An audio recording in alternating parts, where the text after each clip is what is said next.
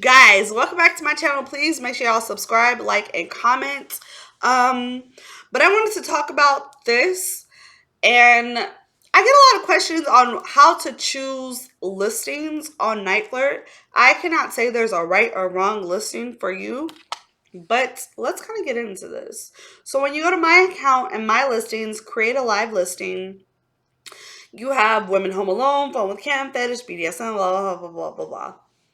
Number one, the number one listing I feel like anyone should have should be obvious, but not really obvious. And it's women home alone sex.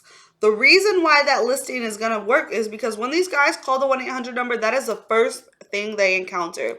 Yes, they can switch to another topic if that's not what they want, but most guys are just going to do what's easy. Hear all these girls under that first category. That's the very first one. It can be oversaturated, yes, but it is very, very important that you have that listing. I'm just going to kind of go through listings and tell you what I think about them. So we're still under women home alone. The next one is O sex. So the one right underneath that one with O sex, I don't really want to say it out loud, but you have to think, just because the guys are calling for the oral listing, that doesn't mean that you have to be the one doing it. All that is going to hurt your fucking throat. Please. I don't recommend creating a moaning listing, and I don't recommend creating a listing based just off this if you have to be the giver. You can't be the receiver. You can make them be the little one gagging on it. Like, you don't have to be the one doing that. Talking on the phone. So I wanted to let people know that. The next one is mature. Now, I'm going to save the mature category for when I'm at that point. Baby girl, you're young, you're not mature. Like, stay in your lane. Mature, if I'm a guy and I'm calling for the mature listing, I'm thinking of older women, personally. And then the only other one I would do under here would be, okay, there's the A one. I don't never done it in there.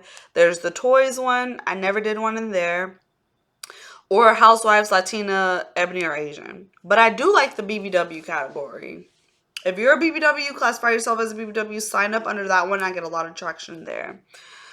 The next thing, we're going to skip phone with Kim because not everybody does that. And we're going to go to fetish. I personally think femdom is the best category on Niteflirt. Niteflirt has a lot of fucking cucks. Cucks call the femdom listing. So if you don't know what cuckolding is, hot wives, mistresses, that sort of thing, do your research because it's a lot on Niteflirt. I would not choose femdom, which is female domination, and submissive women. That is confusing. These guys, in their head, there's no fucking such thing as a switch. We know that there's dom, sub, switch. They don't understand switch. On Niteflirt, they really want you to be one or the other. I don't understand it, but that's just kind of what works on there and is best practices. So if you're in the femdom category, please do not be in the submissive women category. Then there's foot and shoe. I'm going to be honest, y'all. I never got a lot of traction in foot and shoe. I really didn't. Do what you want with it. Test it out. If you have one in foot and shoe, comment below. Let me know how that's working out for you. Right under that is FinDom. Financial domination. Yes. Who doesn't want a cash cow, pay pig, a big huge whale to come spend a bunch of money on them? Who don't want that? We all get that. But unless you know the right verbiage to use with the guys that are really into femdom, and you're going to do your research to get everything you can out of financial dominations before you start taking calls, you're on the right track. If you just create a financial dom, you're just like, pay me, bitch. That ain't how it works. They're not going to pay you. You're not a real femdom. You have to do your research. I'm not a real femdom. I don't portray myself as such.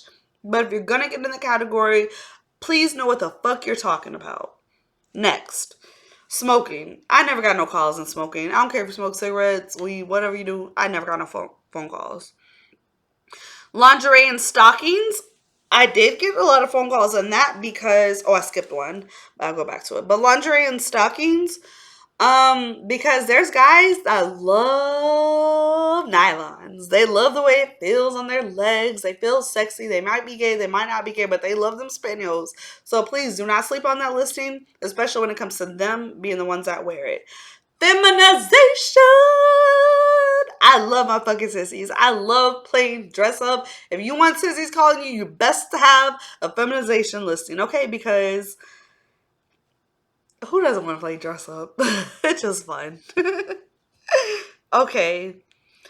Leather and latex and spanking. I don't know. Can't speak on and never did those. BDSM. I would always choose mistress over submissive women unless you are doing the whole submissive vibe on here. Most of the people I teach like the female domination kind of route. So if that's the route you're doing and you're going to choose a listed in BDSM, I would choose mistresses. Let's talk about this one. Let's get into extra kinky. Okay. Let me tell y'all something. Oh, be careful, little mouth, what you say. Look, you do not want to get on those extra kinky listings and have these guys calling, talking about very, very inappropriate things that aren't even legal, that are just horrendous on that listing. That's what the fuck you're going to get if you do extra kinky. You're going to get those kinky, taboo phone calls. No judgment here, baby girl. No judgment. But I personally stay away from those. Now, if you have an extra kinky listing, because it does get a lot of traction, because that's where all the kinky motherfuckers call, I would make it geared towards something like a religious kink, religious shame, or something like that. Something that is very specific, so when they call, you're not going to get all these family incest type shit. Now, fantasy. Boop, boop. Fantasy. They have role playing. If you're good at role playing, sign up. If you're not good at it, don't. But I love role playing. Other. I cannot stress enough, y'all. Y'all need to get a ignore listing. Why the fuck are you on here and not having an ignore listing? How easy money is that? Now, can you survive just off an ignore listing only? I would probably say no. But if someone calls you to ignore them and you just gotta ignore them and you're getting paid by the minute, come on, girl. Come on. Girls next door, I would choose if you do a more submissive listing. And then there's lesbian and bisexual and extra kinky. Okay. Then there's there's couples, and there's Espanol.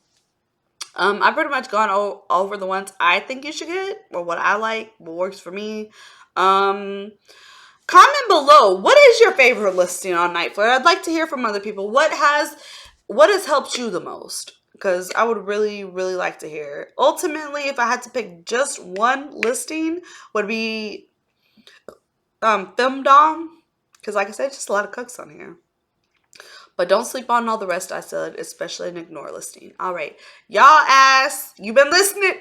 You've been listening to me this whole time? Come on, subscribe to my damn channel. Shit.